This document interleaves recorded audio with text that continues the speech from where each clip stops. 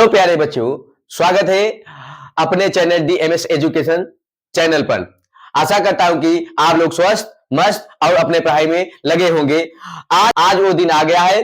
आज इस लेक्चर में हम लोग कक्षा 10 के विज्ञान में फिजिक्स वाले भाग का पहला चैप्टर प्रकाश के अपवर्तन एवं परावर्तन के बारे में अध्ययन करेंगे।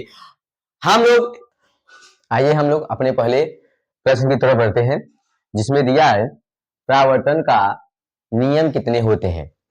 Option number A 1, option number B 2, कि ऑप्शन नंबर सी 3, कि ऑप्शन नंबर डी 4। हम जानते हैं कि परावर्तन का 2 नियम होता है।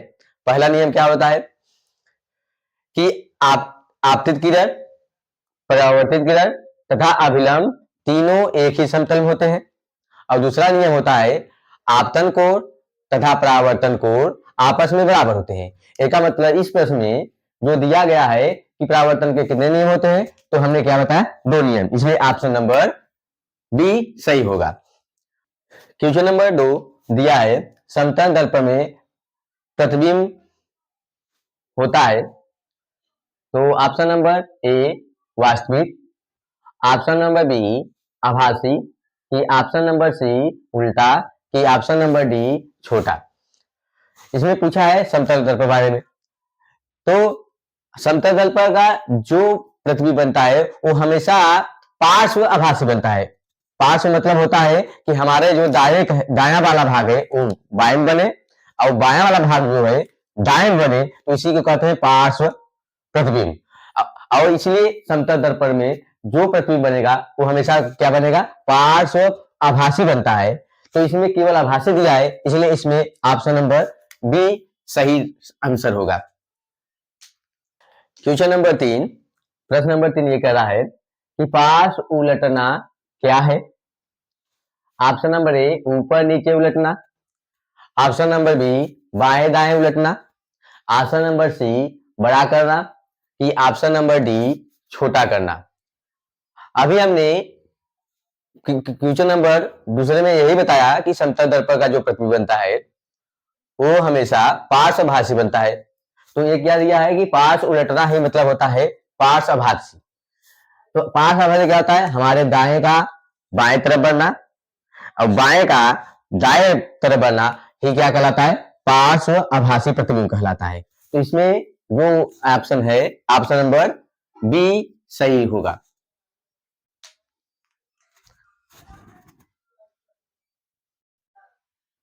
प्रश्न नंबर 4 दिया है अवतल दर्पण में दूर वस्तु का प्रतिबिंब होता है। बात किया है अवतल दर्पण का। पहला ऑप्शन दिया है उल्टा, दूसरा ऑप्शन दिया है सीधा, तीसरा ऑप्शन दिया है बड़ा, कि चौथा ऑप्शन दिया है आभासी। तो अवतल दर्पण बात क्या है, तो हम जानते हैं कि अवतल दर्पण में 6 प्रकार के प्रतिबिंब बनते हैं। पहला प्रतिबिंब जब वस्तु अनंत में रखा हो, तो माने जब वस्तु अनंत पे रखा गया हो तो उसका प्रतिबिंब कहां बनता है, फोकस पर वस्तु से बहुत छोटा एवं उल्टा बनता है। तो इसमें देखिए कहा गया है कि अवतल दर्पण में दूर वस्तु का प्रतिबिंब कैसा बनेगा, हमेशा क्या बनेगा, उल्टा बनेगा और वस्तु से छोटा बनेगा। आइए हम लोग आपको बता देते हैं कि अगर अवतल दर्पण बात हो रहा है, अवतल दर्पण में मान लीजिए ये अवतल दर्पण है,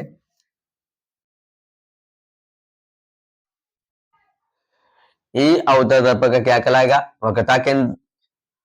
वक्रता केंद्र का आधा हमेशा फोकस होता है, ये फोकस होता है और यहाँ पे अनंत हो गया।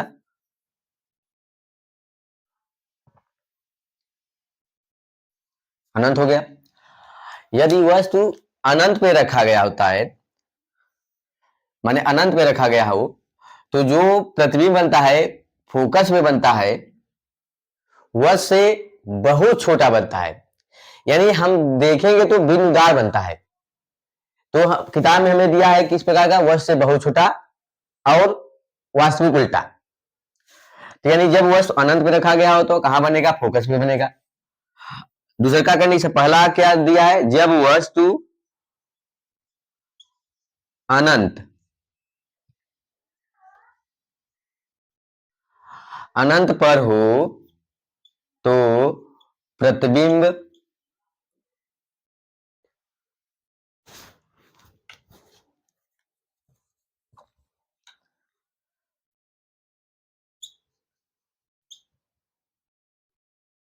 प्रतिबिंब कैसा बनेगा? वस्तु से बहुत बहुत छोटा वास्तविक उल्टा व फोकस पर बनता है। फोकस पर बनता है। दूसरा, जब वस्तु वक्रता केंद्र और अनंत के बीच रखा गया हो तो वस्तु का प्रतिबिंब जो बनता है फोकस और वक्रता केंद्र के बीच बनता है। फोकस और वक्रता केंद्र के बीच बनता है तथा वस्तु से छोटा तथा वास्तविक उल्टा। अब जब वस्तु वक्रता केंद्र पर रखा गया हो तो उसका प्रतिबिंब वक्रता केंद्र पर ही बनता है, वस्तु के बराबर तथा वास्तविक उल्टा। अब कहां बनता है? वक्रता केंद्र पर। अगर ये वस्तु कहां रखा गया हो? वक्रता केंद्र और F पर रखा गया हो तो उसका जो प्रतिबिंब बनता है वक्रता केंद्र और अनंत के बीच बनता है। वक्रता केंद्र और अनंत के बीच बनता है। वास्तविक उल्टा तथा वस्तु से बड़ा। और जब वस्तु फोकस पे रखा गया हो तो उसका जो प्रतिबिंब बनता है अनंत पर बनता है, वस्तु से बहुत बड़ा वास्तविक उल्टा। तथा जब वस्तु, ये क्या है? दर्पण का ध्रुव है। अगर वस्तु और जब वस्तु फोकस और ध्रुव के बीच रखा जाता है तो इसका जो प्रतिबिंब बनता है वस्तु दर्पण के पीछे आभासी सीधा और वस्तु से बड़ा बनता है। ये 6 प्रकार का प्रतिबिंब है। प्रश्न नंबर 5, अवतल दर्पण का उपयोग कहां किया जाता है? पहला ऑप्शन दिया है वाहन मिरर में, दूसरा दिया है सर्च लाइट में, तीसरा दिया है कैमरा में और चौथा दिया है लैंप में। तो हम जानते हैं कि वाहन मिरर जो साइड मिरर होता है वो तो अवतल दर्पण का उपयोग करता है, तो ये ऑप्शन तो हो नहीं सकता है। कैमरा और लैंप का भी उपयोग अवतल दर्पण में नहीं किया जाता है, तो बचा कि ऑप्शन नंबर बी। एक इसका मतलब अवतल दर्पण का उपयोग कहां किया जाएगा? सर्च लाइट में किया जाता है। और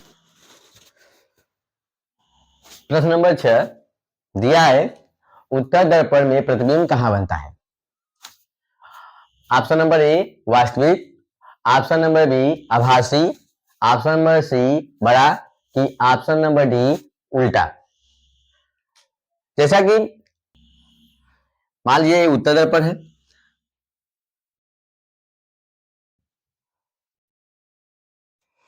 इसका फोकस यहाँ पे मान लीजिए होगा, यहाँ पे मान लीजिए वक्रता केंद्र है। अब उत्तल दर्पण में प्रतिबिंब कहीं भी रखा जाए तो उसका जो उत्तल दर्पण में वस्तु क्या हो, कहीं भी यहाँ पे रखा जाए दर्पण के सामने, उसका जो प्रतिबिंब बनता है हमेशा ध्रुव और फोकस के बीच में, दर्पण के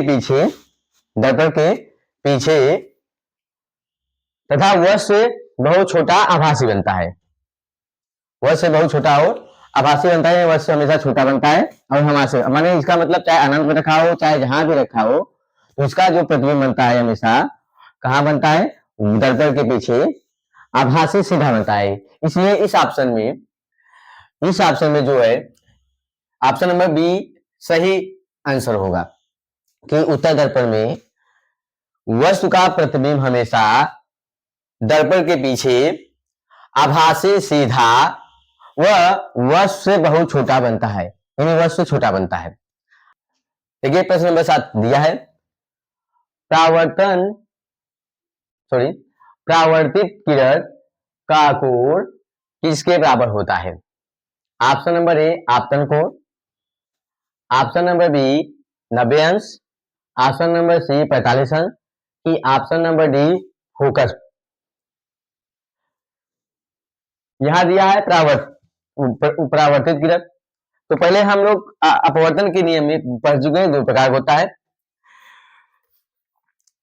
मान लीजिए ये कोई तल है, ये आपतित किरण इस तल से टकराकर पुनः उसी माध्यम में लौट जाती है, तो इसे कहते हैं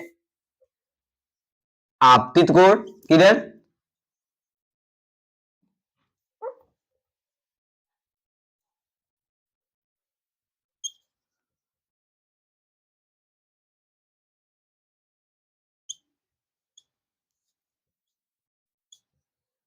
इसे कहते हैं परावर्तित किरण।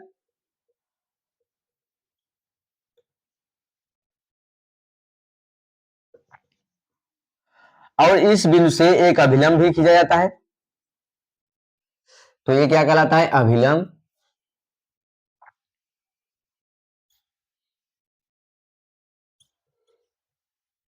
अभिलंब अभिलंब तथा आपतित किरण के बीच बना कोण को आपतन कोण कहते हैं, जिसे आगे दर्शाते हैं। अभिलंब तथा परावर्तित किरण के बीच के बना कोण को परावर्तित किरण कहते परावर्तित कोण कहते हैं, जिसे हम कहते हैं आर से दर्शाते हैं। तो हम जानते हैं कि माने परावर्तन का नियम में दूसरा का नियम होता है आपतित कोण, यानी आपतन कोण तथा परावर्तन कोण आपस में बराबर होता है। तो इसमें ऑप्शन नंबर ए सही होगा कि यानी आई बराबर आर होता है।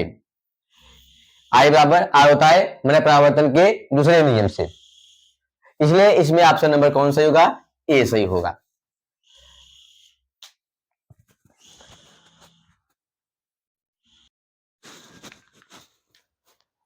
आठवां की प्रश्न दिया है दर्पण के केंद्र को क्या कहते हैं? ऑप्शन नंबर ए दिया है पोल, ऑप्शन नंबर बी दिया है फोकस, ऑप्शन नंबर सी दिया है वक्रता केंद्र, कि ऑप्शन नंबर डी इनमें से कोई नहीं। बात है दर्पण की बात कर रहा है, तो दर्पण का जो केंद्र होता है, हम जानते हैं कि यदि कोई दर्पण है तो इसके केंद्र को हमेशा हम लोग कहते हैं ध्रुव या पोल। ठीक, इसलिए इस ऑप्शन में हमें पोल दिया है, ध्रुव तो नहीं दिया है, इसलिए ऑप्शन नंबर क्या होगा? ए सही होगा कि दर्पण के केंद्र को क्या कहते हैं? ध्रुव या पोल कहते हैं। आइए हम लोग अपने अगले प्रश्न की तरफ बढ़ते हैं।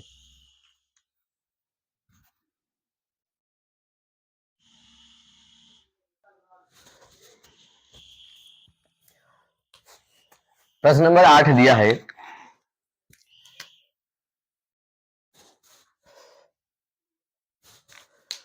मुख अक्ष क्या है? प्रश्न नंबर 8 ये दिया है मुख अक्ष क्या है? ध्रुव से गुजरने वाली धुरी, कि फोकस से, सतह से, कि स्क्रीन से? भाई मुख अक्ष उसे कहते हैं भाई जब कोई रेखा दर्पण के ध्रुव से गुजरती है तो वह रेखा क्या कहलाती है? मुख अक्ष कहलाती है। तो इसमें क्या दिया है? ध्रुव से गुजरने वाली धुरी मतलब रेखा, तो यही क्या कहलाता है? भाई मुख अक्ष कहलाता है। तो यानी ऑप्शन नंबर कौन सही होगा? डी सही होगा, ए सही होगा। फोकस से दिया है तो फोकस से हो नहीं सकता भाई, हम ऐसे भी फोकस अगर मान दिया ऐसे भी कोई देखा जाए तो इसे पोल तो कहेंगे नहीं, मैंने ऐसी रेखा जो ध्रुव से गुजरे वही क्या कहलाता है? मुख अक्ष कहलाता है।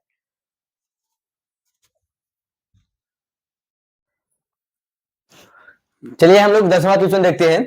दिया है फोकल लेंस होती है, पहला दिया है पोल व स्क्रीन की बीच की दूरी, दूसरा दिया है पोल व फोकस के बीच की दूरी, तीसरा दिया है पोल व वक्रता केंद्र के बीच की दूरी, चौथा दिया है स्क्रीन व फोकस के बीच की दूरी। तो हम लोग जानते हैं फोकल लेंस किसे कहते हैं? भाई यदि कोई दर्पण, ये माने दर्पण का ध्रुव है और ये दर्पण का क्या है? फोकस है, यानी फोकल लेंथ उसे कहते हैं कि ध्रुव तथा फोकस के बीच की दूरी को क्या कहते हैं, फोकल लेंथ कहते हैं। इसलिए हम इसे किससे दर्शाते हैं, स्मॉल एस लिखते हैं। यानी इस ऑप्शन में ऑप्शन नंबर बी सही होगा, पोल व फोकस के बीच की दूरी। प्रश्न नंबर 11 दिया है, वास्तविक फोकस किस दर्पण का होता है। ऑप्शन नंबर ए उत्तर दर्पण का, ऑप्शन नंबर बी अवतल दर्पण का, ऑप्शन नंबर सी दोनों की, ऑप्शन नंबर डी इनमें से कोई नहीं। हम जानते हैं कि किसी दर्पण के यदि बाएं तरफ फोकस होता है तो उसे वास्तविक फोकस कहते हैं। यानी जैसे कोई दर्पण है, अगर कोई दर्पण है तो उस दर्पण के बाएं तरफ अगर फोकस होता है तो उसे वास्तविक फोकस कहते हैं। यानी हम जानते हैं कि हमेशा अवतल दर्पण में जो फोकस होता है हमेशा दर्पण के ध्रुव के बाईं तरफ होता है, तो बाईं तरफ होता है, इसलिए इस ऑप्शन में ऑप्शन नंबर बी सही होगा कि वास्तविक फोकस अवतल दर्पण का होता है। प्रश्न नंबर 12 दिया है, काल्पनिक फोकस किस दर्पण का होता है। ऑप्शन नंबर ए अवतल दर्पण का, ऑप्शन नंबर बी समतल दर्पण का, ऑप्शन नंबर सी उत्तल दर्पण का, ऑप्शन नंबर डी प्रिज्म का। अभी हमने देखे वास्तविक पर, वास्तविक मतलब होता है अवतल दर्पण जिसका फोकस क्या हो, बाई तरफ हो, दर्पण के ध्रुव के बाई तरफ हो। अब दिया है काल्पनिक, काल्पनिक मतलब हम जानते हैं कि जिसका यानी फोकस दाहिनी तरफ हो, और बी सी ऑप्शन नंबर सही होगा उत्तल दर्पण।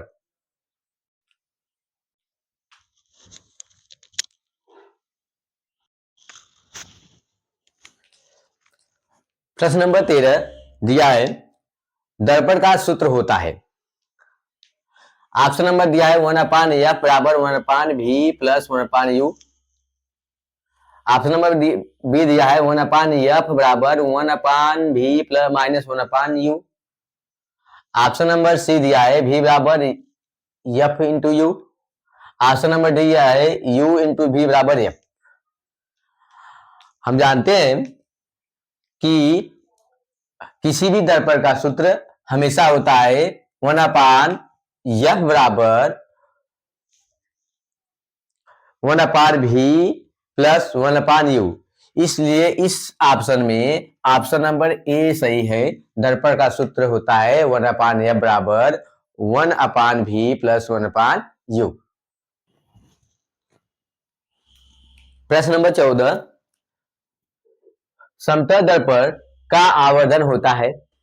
Option number A 0, option number B 1, option number C 2 की ऑप्शन नंबर डी 3। समतल दर्पण का आवर्धन हमेशा 1 के बराबर होता है, इसलिए ऑप्शन नंबर बी सही होगा। प्रश्न नंबर 15 दिया है, प्रतिबिंब की दूरी का चिन्ह होता है हमेशा धनात्मक, हमेशा ऋणात्मक, की परिस्थिति के अनुसार, कभी नहीं। भाई जैसा स्थिति होगा वैसा प्रतिबिंब का चिन्ह होता है। ये क्या मतलब, ऑप्शन नंबर सी परिस्थिति के अनुसार ही हम बता सकते हैं कि किसी भी दर्पण का जो वस्तु का यानी प्रतिबिंब का दूरी होगा कैसा होगा, उसके स्थिति के अनुसार यानी परिस्थिति के अनुसार, यानी ऑप्शन नंबर सी सही होगा।